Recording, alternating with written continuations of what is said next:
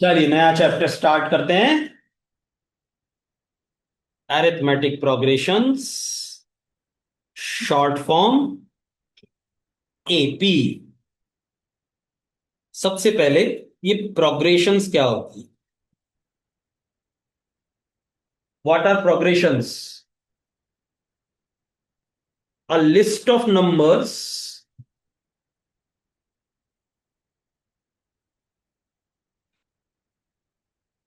which follow some certain rule. That rule can be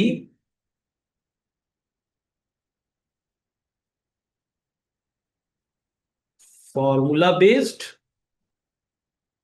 or any verbal rule.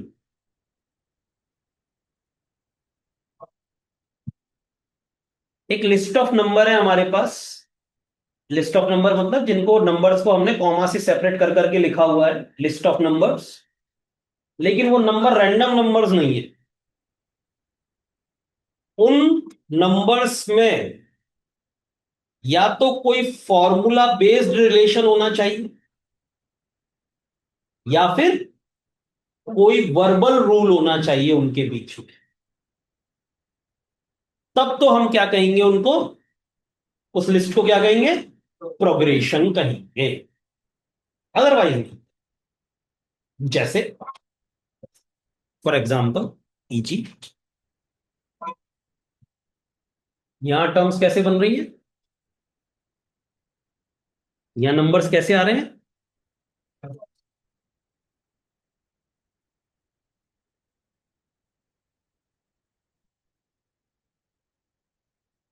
और यही एक AP का भी एग्जाम्पल है। कैसा है ये? फॉर्मूला बेस्ड है। प्रीवियस टर्म में +4 करने से नेक्स्ट टर्म मिल रही है। हम वर्बली तो नहीं समझा रहे हैं इसको, हम +4 करके बता रहे हैं। ये एक रूल है। दूसरा हम कह सकते हैं कैसे मिल रही है टर्म्स? मल्टीप्लाई बाय 2 करके मिल रही है। इसको बोलते हैं जीपी, ज्योमेट्रिक प्रोग्रेशन। ये जीपी है जब कोई पर्टिकुलर नंबर प्रीवियस टर्म में मल्टीप्लाई होकर अगली टर्म बना रहा है, अगला नंबर बना रहा है ना।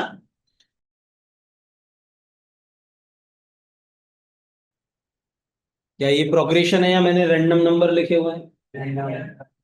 रैंडम नंबर लिखे हुए हैं तो it's not a progression, it's a verbal rule. Perfect squares की लिस्टिंग है ये।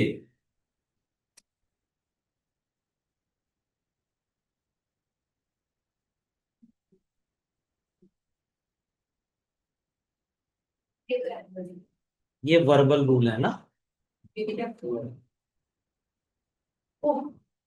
प्राइम और टू और होगा आपके यहाँ पे।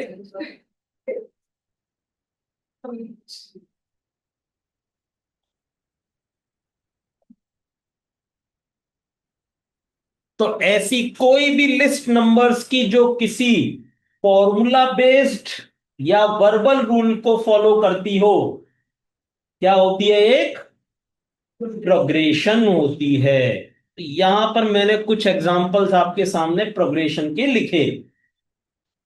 लेकिन हमारा चैप्टर क्या है? इनमें से कौन सा प्रोग्रेशन? Arithmetic progression. कौन सा प्रोग्रेशन? Arithmetic progression. तो प्रोग्रेशन पर आते हैं। अच्छा, यहां पर दो चीजें समझने की। Numbers which make a progression, numbers which make a progression are called its member or terms। ये जो नंबर में बन, जिन नंबर से ये पूरी लिस्ट बन रही है यानी प्रोग्रेशन बन रही है, इन नंबर्स को क्या बोला जाता है? इस प्रोग्रेशन के मेंबर्स या फिर इस प्रोग्रेशन की terms. Which is the first term of the fourth progression? Two. Fourth progression की फर्स्ट टर्म क्या है? टू। सही बात है। Which is the third term of third progression? Nine. समझ में आया? टर्म वर्ड समझ में आया? इन मेंबर्स को ही क्या बोलते हैं? टर्म बोलते हैं। A progression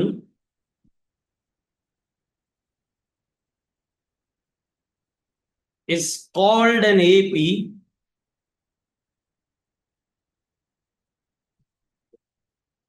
if progression is called an AP if a progression is called an AP if its each term is obtained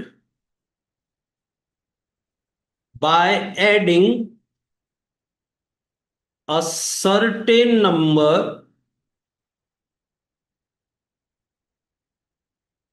to its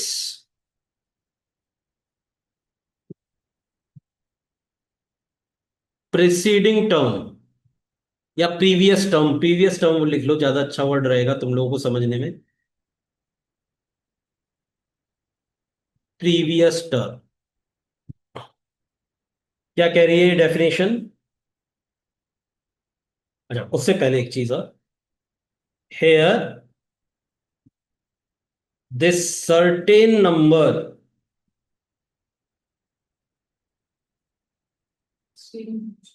is called common difference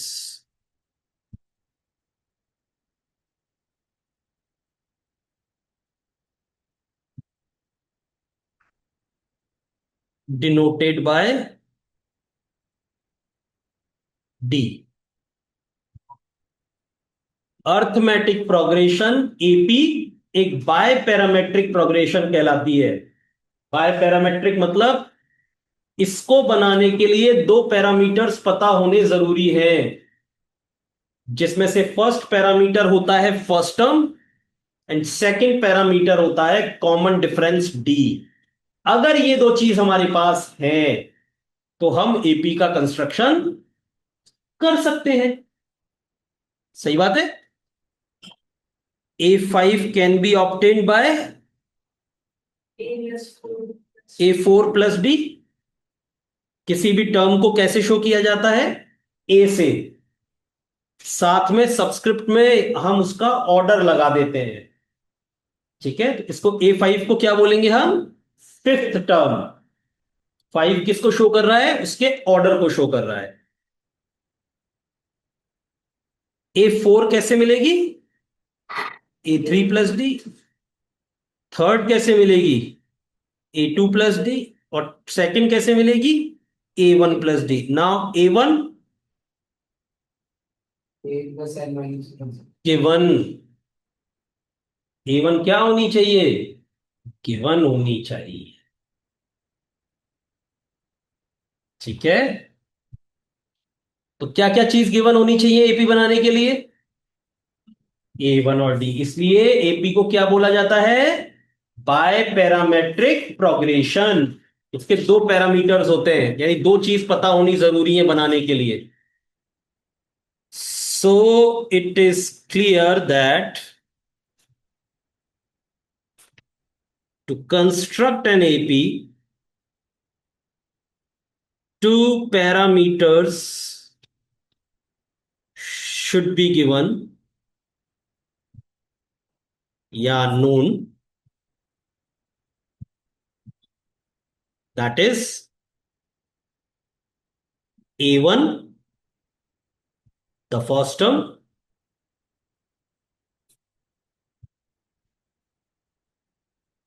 and common difference D। बोलो भाई, यहां तक सही सब समझ में आया? कोई परेशानी किसी को? तो A2 कैसे मिली?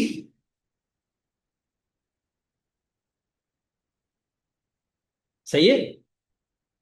इसमें से, इस इक्वेशन में से D की वैल्यू कैसे निकलेगी? A1 उधर चला जाएगा, सब्ट्रैक्ट हो जाएगा, तो डी की वैल्यू क्या आएगी? A2 minus A1। सही है, आगे ही लिखना। A3 कैसे मिली हमको? और इसमें से डी की वैल्यू क्या आई? A3 minus A2। और इसी प्रोग्राम को आगे बढ़ाया जाए तो an कैसे मिली? nth टर्म कैसे मिलेगी? तो उससे पहले वाली टर्म को क्या शो करेंगे? an minus one th term. an minus one th term, इसमें डी ऐड करके, तो यहां से डी की वैल्यू क्या आई? an minus an minus one. यहां सबसे इंपॉर्टेंट क्या है, चाहे तो एक छोटी सी बॉक्स, छोटा सा बॉक्स बना लो। an minus one is not equal to an minus one. इसमें कंफ्यूज हो जाते हैं बच्चे। ये तो है, जो वन जो माइनस हो रहा है वो एन में से हो रहा है, यानी ये टर्म ऑर्डर का पार्ट है माइनस वन। और इसको हम क्या रीड करेंगे? N minus वनथ term. क्या बोलेंगे इसको हम? N minus वनथ term. और यहां वन कहां से माइनस हो रहा है? ये ऑर्डर में से माइनस नहीं हो रहा, ये ऑर्डर में से नहीं हो रहा, बल्कि एनथ टर्म में से वन माइनस हो रहा है, यानी ये वैल्यू में से माइनस हो रहा है। तो इन दोनों में अंतर समझना जरूरी है, इसी में कंफ्यूज हो जाते हैं। क्या ये क्लियर है जो मैंने समझाया, कि ये दोनों अलग अलग चीजें हैं? मैंने एक एपी बनाई, 3, 7, 11, 15 सो। अभी मैं, मेरे को एपी यूज करनी पड़ रही है बीच में इस चीज को समझाने के लिए। अभी तक मैंने आपको एपी का इंट्रोडक्शन नहीं दिया है, इस कॉन्सेप्ट के साथ इंट्रोडक्शन चालू होता है। अभी मेरे को एक यहां से रिजल्ट लिखना था, जिसको फंडामेंटल प्रॉपर्टी ऑफ एपी बोलते हैं, लेकिन उससे पहले मैं यहां अटक गया। ठीक। A4 का क्या मतलब हुआ? A4 का मतलब fourth term of AP, that is 15। सही बात है। A4 माइनस वन का क्या मतलब हुआ?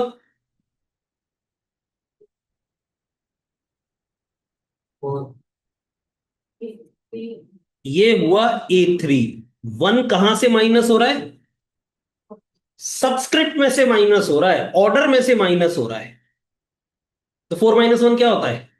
3।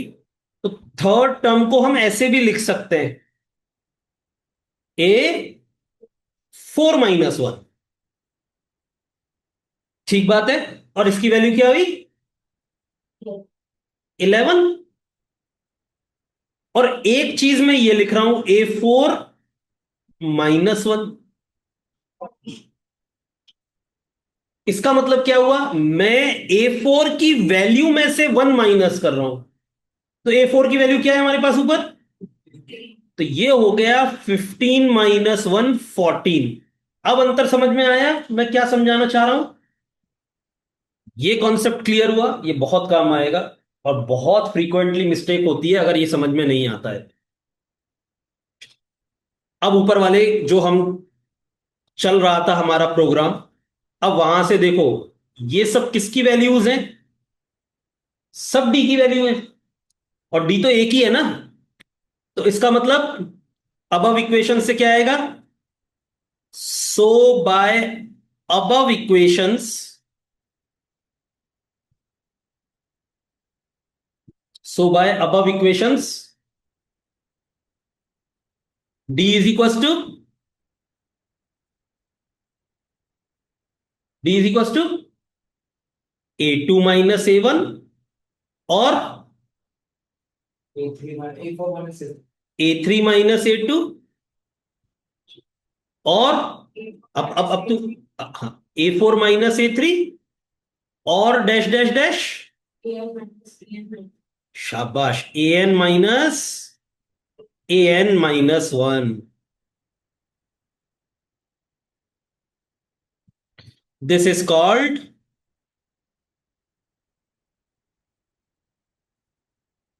fundamental property of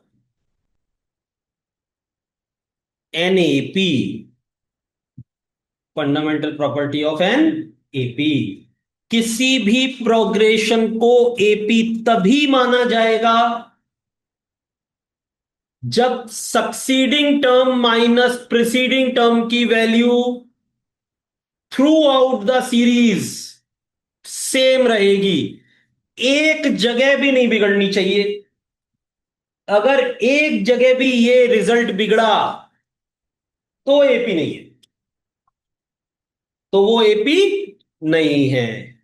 तो ये किस किस काम आती है ये fundamental property? Given list of number को चेक करने के काम आती है कि वो एपी है या नहीं है, और ये एपी बनाने के भी काम आती है जब A1 और D गिवन हो. तो सबसे पहले तो इनके ऊपर दो ही क्वेश्चंस बनेंगे. फर्स्ट एक्सरसाइज वर्बल एक्सरसाइज है जिसमें से बोर्ड में क्वेश्चन नहीं आता, लेकिन हमको आनी चाहिए. अगर ये कॉन्सेप्ट हमको समझना है तो पूरा ढंग से. ये क्वेश्चन ऑर्डर में गलत है, ये सबसे लास्ट में होना चाहिए था वर्ड प्रॉब्लम का, तो इसको सबसे बाद में ही अटेम्प्ट करना. पहले सेकंड से स्टार्ट करते हैं. Write first four terms of an of AP. A1 और D दे रखे हैं, A1 और D दे रखे हैं, A1 और D दे रखे हैं, A1 और D दे रखे हैं, A1 और D दे रखे हैं. क्या हम फर्स्ट फोर टर्म्स लिख सकते हैं? फर्स्ट टर्म तो उसने लिखी है, तो फर्स्ट टर्म तो हो गई -1.25. अब सेकंड टर्म कैसे मिलेगी? इस A1 में A1 को केवल A से भी शो कर सकते हैं हम, है ना. A2 के लिए फिर हमको 2 लगाना पड़ेगा. हाँ जी, इस D को ऐड करके A1 में, लेकिन ये तो खुद नेगेटिव दे रखा है. तो माइनस को माइनस लिखना एडिशन ही कहलाता है. माइनस को माइनस लिखना एडिशन ही कहलाता है. तो सेकंड टर्म क्या बनेगी? -1.25 -0.25. क्या रिजल्ट आएगा? -1.5. फिर नेक्स्ट टर्म कैसे बनेगी? -1.25 -0.25 -0.25. दो बार हो गया ना. ये A2 है ये 1.5 भाई. ये तो अगली स्टेप में लिखा ना हमने भाई. या तो हम ऐसे अटेम्प्ट करेंगे इस क्वेश्चन को. क्वेश्चन 2 का फिफ्थ.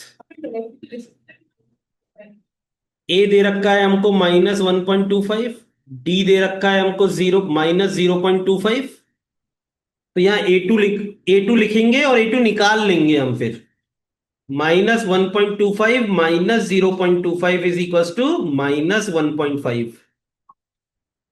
फिर हम जब A3 लिखेंगे इस तरीके से अलग से हेडिंग डालकर लिखेंगे, फिर हम कंटिन्यूएशन में नहीं लिख सकते कॉमा लगा के, फिर हमको इस तरीके से रिप्रेजेंट करना पड़ेगा. तो दो रिप्रेजेंटेशन हो सकते हैं इसके. एक तो ये हो गया -1.5 -0.25 -1.75. ठीक है. और फोर्थ टर्म इसी तरीके से हमने निकाल ली, -1.75 -0.25 -2. एक तरीका तो ये हो गया. दूसरा तरीका, और हम कैसे लिख सकते थे रिप्रेजेंटेशन? कॉमा लगा के. कॉमा लगा. अभी फॉर्मूला नहीं लगाएंगे इस एक्सरसाइज में. पहली टर्म तो ये हो गई. दूसरी टर्म के लिए इसमें से 0.25 माइनस कर दिया. अब थर्ड टर्म कैसे लिखेंगे? अब रिजल्ट तो मैंने इसका लिखा नहीं अभी तक, -1.5.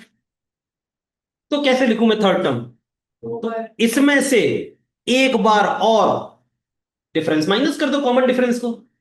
तो थर्ड टर्म क्या लिखूंगा, -1.25 माइनस 0.25 माइनस 0.25, और फोर्थ टर्म क्या लिखूंगा, -1.25 माइनस 0.25 माइनस 0.25 माइनस 0.25। जो अच्छा लगे वो कर देना। अब मैं सॉल्व करके लिख सकता हूं,